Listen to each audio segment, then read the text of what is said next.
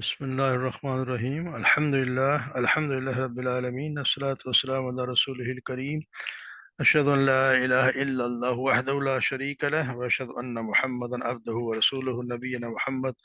صلى الله عليه وسلم. رب اشرح لي صدري ويسر لي أمري واحلل عقدة من لساني يفقهوا قولي. ربنا زدنا علما، ربنا زدنا علما،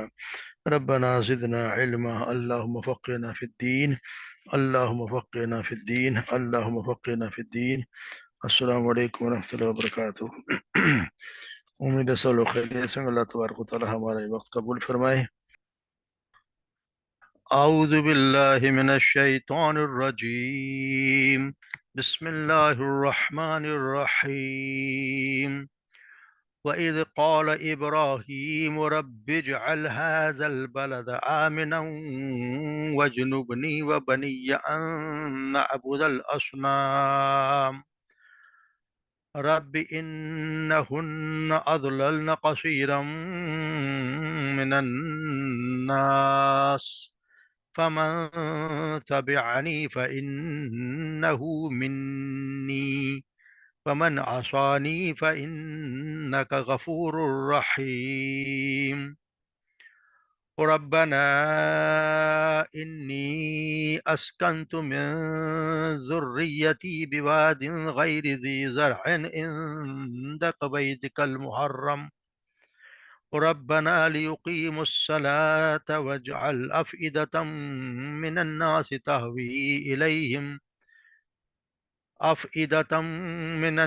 تهوي إليهم وارزقهم من الثمرات لعلهم يشكرون ربنا إنك تعلم ما تخفي وما نعلن وما يخفى على الله من شيء في الأرض ولا في السماء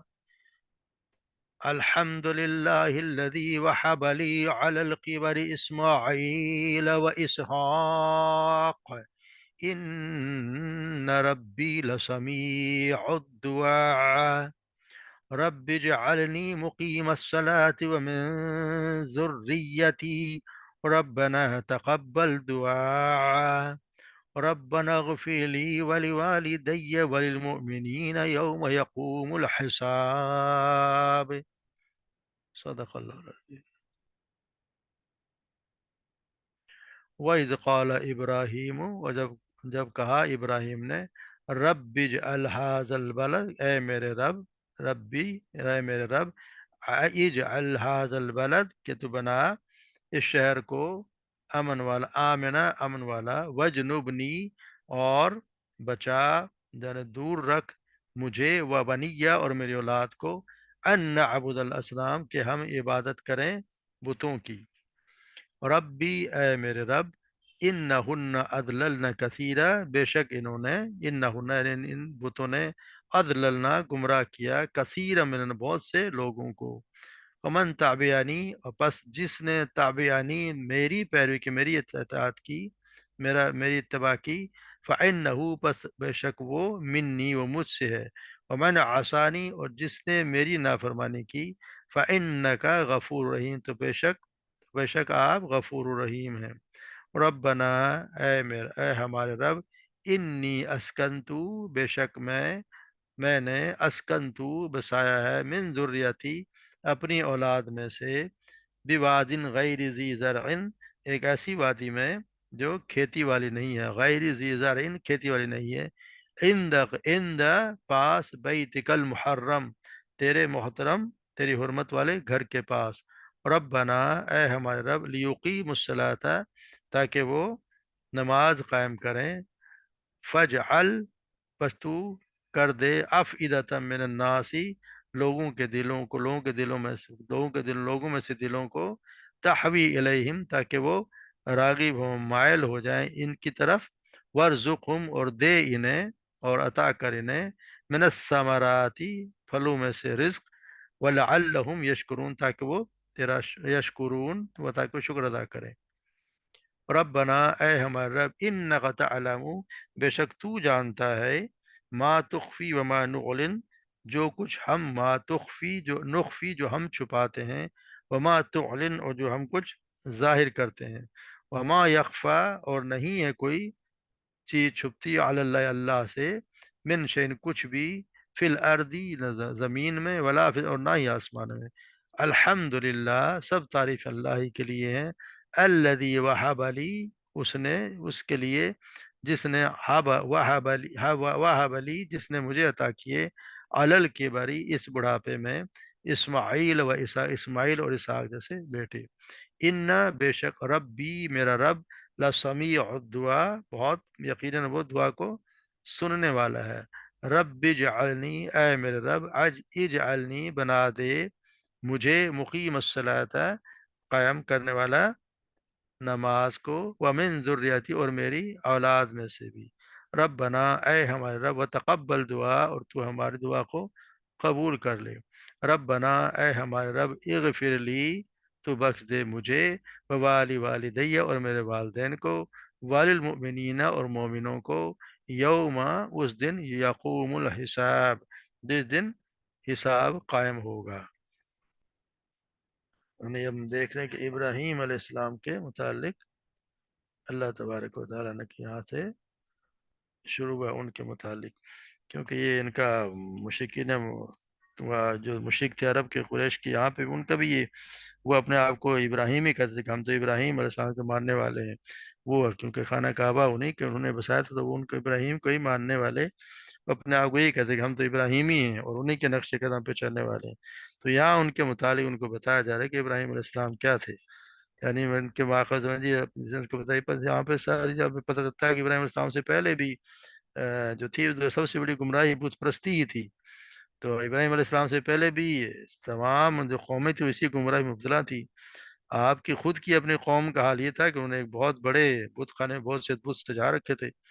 جیسے ان بتوں کا سورہ انبیاء میں ذکر ملتا ہے کہ ابراہیم علیہ السلام نے ان کو توڑ دیا تھا سب کو۔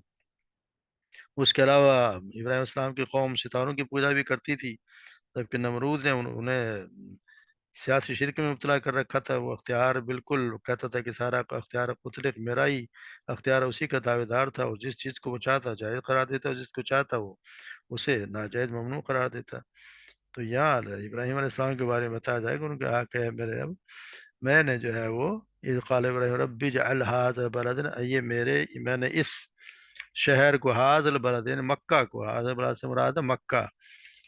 رب اجعل ھذا البلد آمنا اس کو امن والا شہر بنا دے،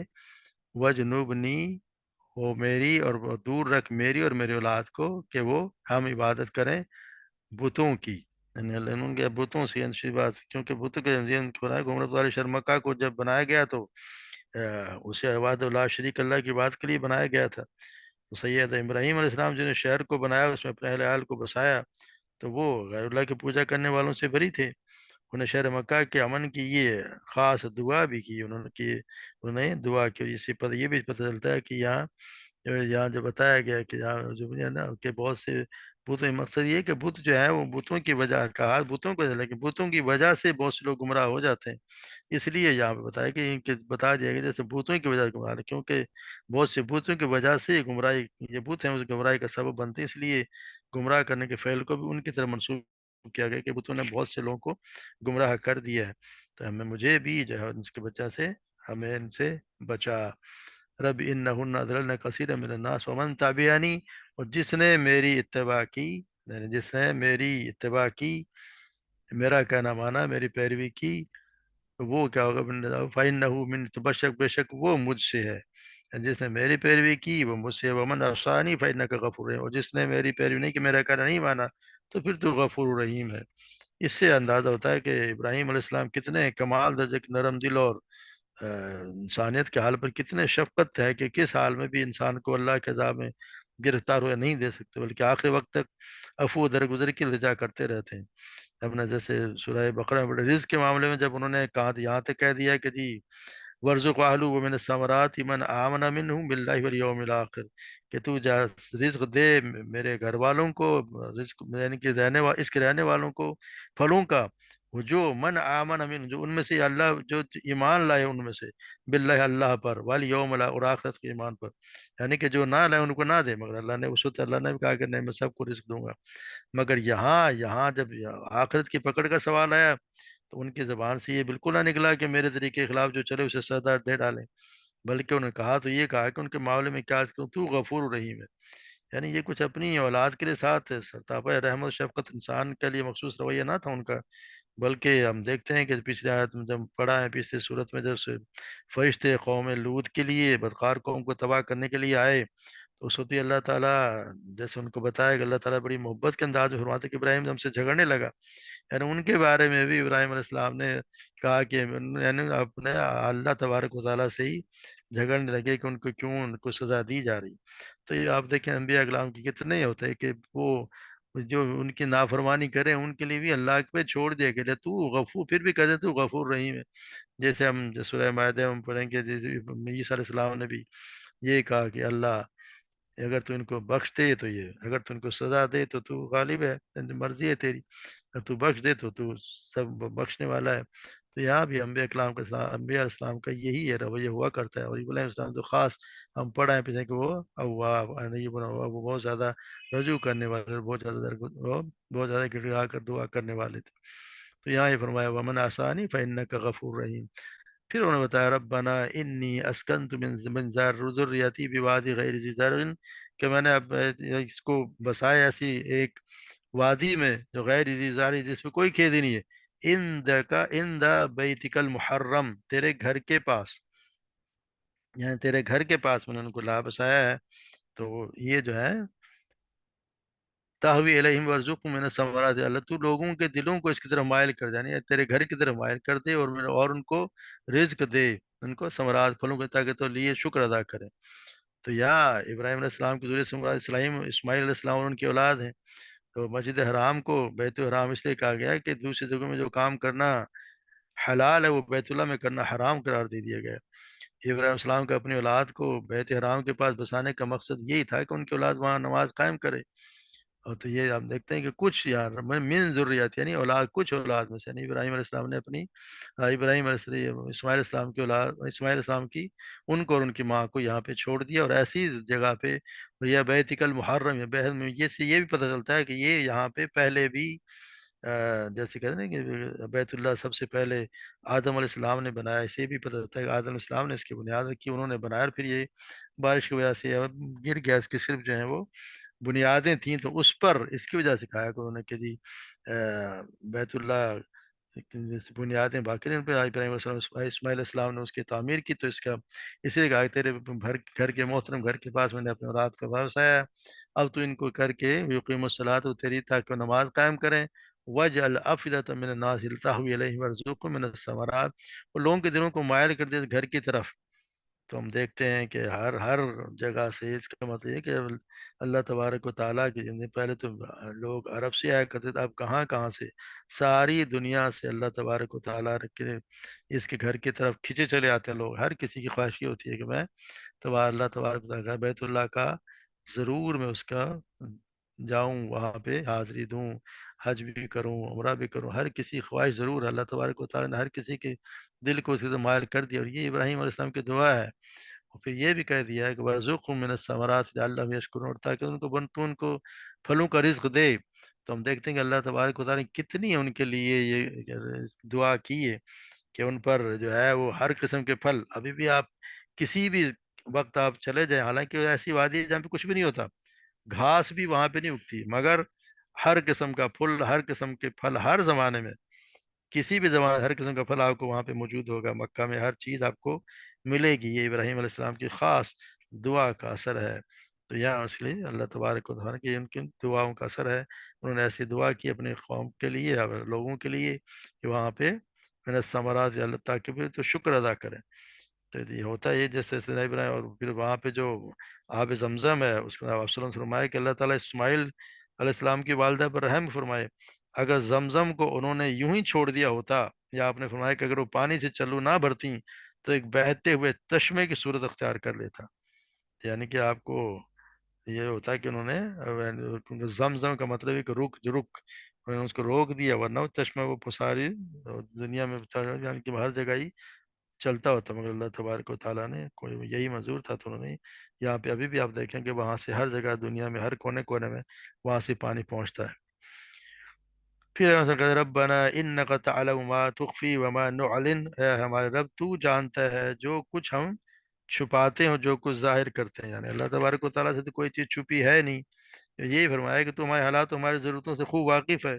क्या चीज़ हमारे लिए मुफीद है और क्या नुकसानदेह उसे तू खूब जानता है। तू हमसे ज़्यादा हम पर रहम करने वाला है, इसलिए दुआ की तलब की ज़रूरत नहीं है। हम तो तेरे हुजूर इज़हार बंदगी और तेरे जनाब में खशू खजू के लिए तुझे पुकारते हैं। हम इसलिए दुआ करते हैं कि तेरे करम के मोहताज हैं, तेरे फजल करम के लिए ही हम दुआ करते हैं। जैसे कि अल्लाह तबारक व तआला हर चीज़ को जानता है। जैसे अल्लाह तबारक व तआला ने सूरह तगाबुन में फरमाते हैं, यअलमु मा फिस समावाति वल अर्द व यअलमु मा तुसिर्रून व मा तुअलिनून। तू जानता, वो जानता है जो कुछ आसमान जमीन में है, और जानता है जो तुम छुपाते हो जो जाहिर करते हो। वल्लाहु अलीमुम बिजाति सुदूर, और अल्लाह सीनों वाली बात को भी खूब जानने वाला है। तो अल्लाह तबारक व तआला तो हर चीज़ का जानने वाला है, उसे कोई चीज़ छुपी हुई नहीं है। जैसे हम पढ़ आए हैं या हम पढ़ेंगे, कहा कि वमा तुखरिजु मिन समराति मिन अकमामिहा वमा वमा तहमिलु मिन उनसा वला तदउ इल्ला बिइल्मी।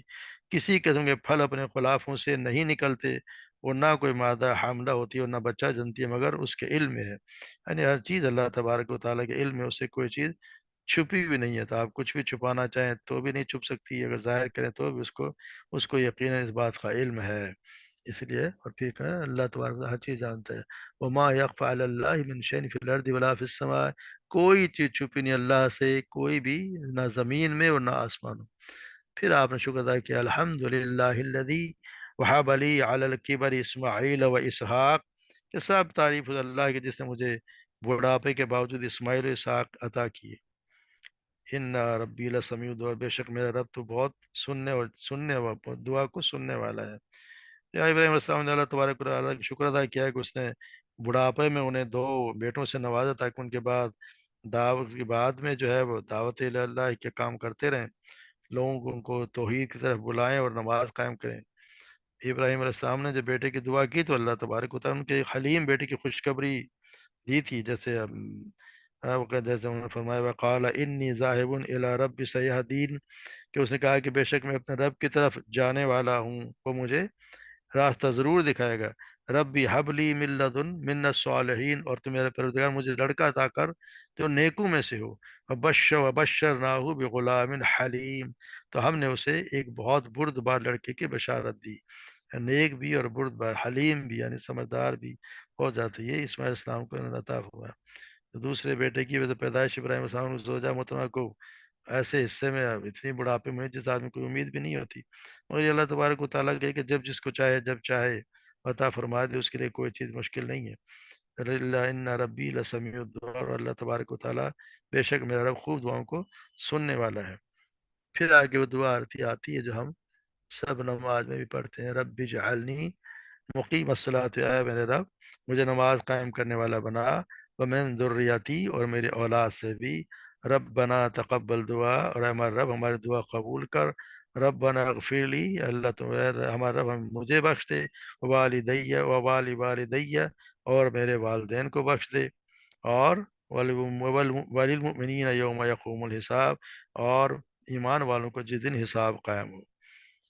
तो यानी इब्राहिम सलाम ने अपने रब से ये भी दुआ भी की कि उन्हें और उनकी औलाद को नमाज का पाबंद बना दे। इससे मालूम हुआ कि जो दीन इलाही के दाई होते हैं वो अपने घर वालों की हिदायत, उनकी दीनी तालीम और तरबियत से गाफिल नहीं रहना चाहिए उन्हें। यानी दावत व तबलीग में उन्हीं को, अपने घर वालों को अव्वलियत देनी चाहिए। सबसे पहले उन्हीं को दावत दें। आप सल्लल्लाहु अलैहि वसल्लम से भी जब फरमाया गया कि फिर सबसे पहले उनको ये कि अपने घर वालों को, अपने खानदान वालों को दावत दो, उनको उनको समझाया। था हमें भी हमारी ये जिम्मेदारी है कि अपने घर वालों को सबसे पहले समझाएं, और कम से कम अपने औलाद को, अपने घर वालों को नमाज का पाबंद ज़रूर बनाएं। सबसे पहले यहाँ पे नमाज ही की बात आ रही है कि अल्लाह ने कहा कि हम क्या है कि हमें मुझे भी नमाज का पाबंद बना, और मेरी औलाद को भी नमाज का पाबंद बना। तो ये अल्लाह तबारक व तआला ने وہ ہر حال میں نماز کے پابندی کی۔ ابراہیم علیہ السلام کی دعا ہے، اور آپ صلی اللہ علیہ وسلم یہی فرما رہے ہیں کہ نماز ہے، جو نماز قائم کرتا ہے تو سمجھو اس کا ایمان ہے، جو نماز سے غافل ہے تو اس کا ایمان کا بھی شک یہ کہ اس میں ہے بھی کہ نہیں۔ پھر یہ فرما ربنا اغفر لی، مجھے بخش دے، والدی اور میرے والدین کو۔ یہ اس وقت کی دعا ہے جب آپ نے ان سے وعدہ کیا تھا، جب آپ بہت چھوڑ رہے تھے تو اس وقت انہوں نے وہاں سے چڑھ کے میں تمہارے لیے دعا کروں گا، کیونکہ انہوں نے جب انہوں نے وہاں سے اپنے باپ کو چھوڑا تھا تو اس وقت انہوں نے کہا تھا کہ میں تم سے یہ وقال راغب، اس وقت انہوں نے کہا تھا کہ قال سلام علیک استغفرک رب لک ربی انہ کان بی حفیہ، تجھ پر سلام اور میں اپنے رب سے تیرے لیے ضرور بخشش کی دعا کروں گا، بے شک وہ ہمیشہ سے مجھ پر بہت مہربان ہے۔ جب ہم نے پڑھا ہے کہ جب ابراہیم السلام جب اپنے اپنے والد کے لیے دعائیں مغفرت کرتے رہے، لیکن جب انہیں معلوم ہوا کہ وہ اللہ کا دشمن ہے تو آپ نے اس سے بیزاری کا اظہار کیا اور ان کے لیے اپنے باپ کے لیے مغفرت کی دعا کرنا چھوڑ دی۔ اس طرح ہم پڑھا ہے نا کہ وما کان استغفار ابراہیم لابیہ الا ان موعدۃ وعدہ ایاہ، کہ نہیں تھی ابراہیم کا باپ اپنی بخشش مانگنا نہیں تھا مگر اس وعدے کی وجہ سے جو اس نے ان سے کیا تھا۔ پھر جب اس واضح فلما تبین لہ، پھر جب واضح ہو گیا ان پر انہو، کہ بے شک وہ عدو للہ تبرأ من، کہ وہ اللہ کا دشمن ہے، تو وہ انہوں نے بیزاری کا اظہار کر دیا، ان سے اپنے برات کا اظہار کر دیا۔ ان ابراہیم لأواہ علیم، بے شک ابراہیم یقیناً بہت نرم دل اور بہت بردبار تھا۔ تو یہ انہوں نے تو اس وقت اپنے والدین کی دعا کی تھی، مگر ہمیں ہر حال میں اپنے والدین کے لیے دعا کرتے رہنا چاہیے۔ اور جو شخص نماز پڑھتا ہے اور ہر وقت جو پانچوں نماز پڑھتا ہے اپنے والدین کی، خود بخود اس کے والدین کے لیے اس سے دعا ہو جاتی ہے، کیونکہ ہمارے یہاں ضرور یہ تشہد میں تحیات کے بعد یہ دعا پڑھی جاتی ہے۔ تو اس سے اپنے والدین کے لیے دعا، ویسے بھی جو انسان اپنے والدین کے لیے دعا کرتا ہے تو ان کے درجات کو بلند کر دیا جاتا ہے، اور وہ پوچھتے ہیں کہ اللہ میرا درجہ کس طرح بلند ہوا، تو اللہ تبارک و تعالیٰ یہ کہہ دیں گے تیری نیک اور اولاد میں سے تیرے لیے اس نے دعا کی ہے۔ تو ہم اپنے والدین کے لیے دعا کرتے ہیں، ایک تو ان کا ایک حق ادا ہو سکتا ہے، حق ادا ہوتا تو نہیں ہے مگر کم از کم کوشش تو ہوتی ہے کہ ان کا حق ادا ہو جائے، اور والدین کو دعا کرنے سے ان کے درجات بھی اللہ تبارک و تعالیٰ ان کی مغفرت بھی فرما دیتے ہیں اور ان کے درجات کو بلند فرما دیتے ہیں۔ تو ہر شخص کو نماز ضرور پڑھنی چاہیے اس میں، پھر اپنے والدین کے لیے اور پھر آگے مومنین کے لیے، ہر مومن کے لیے۔ تو جس کے لیے بھی آپ دعا کرتے ہیں تو فرشتے اس کے لیے کہتے ہیں تمہارے جتنے لوگوں کے لیے آپ دعا کریں گے تو سمجھو اتنوں کا یہ اسی ان کی طرف سے آپ کے لیے بھی خود بخود ایک فرشتہ کہتا ہے کہ تیرے ساتھ بھی ایسے، تو آپ کی بھی مغفرت کی خود بخود دعا ہو جاتی ہے، یعنی فرشتے آپ کے لیے بھی دعا کرتے ہیں یا ربنا اغفر لی ولوالدی وللمؤمنین یوم یقوم الحساب، اس دن ہم سب کو معاف فرما دے، ہم سب کی بخشش کر دے، جس دن یوم حساب ہوگا، اس دن جب حساب کے لیے